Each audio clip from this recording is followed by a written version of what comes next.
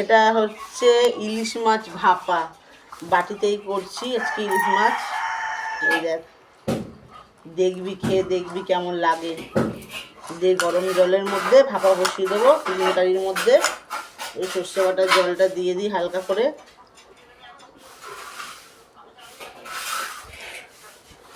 দেখবি খেয়ে কেমন লাগে। আরও রান্না আছে, সব রান্নাই দেখাবো। এটা শুধু টক ডাল হলো, আর মাছটা ভাপা বসায়। এখন অনেক রান্না বাকি আছে। তখন তো দেখলে ইলিশ মাছ বসিয়েছিলাম ভাপা, আর এখানে আছে কুমড়ো ফুলের বড়া। আর বাবা ইলিশ মাছ খায় না বলে বাবার জন্য 2টো ডিমের মামলেট করেছি। আর এটা ইলিশ মাছের তেল করেছি, সব কাটা ফাটা দিয়ে, ইলিশ মাছের মাথার যে কাটাগুলো থাকে ওই সব দিয়ে তেল করেছি। আর এই যে ভাপাটা নামিয়ে দিয়েছি, এই দেখো ইলিশ মাছের ভাপা নামিয়ে দিয়েছি। আর এখানে আছে সোয়াবিনের তরকারি, সোয়াবিনের তরকারি করেছি। আর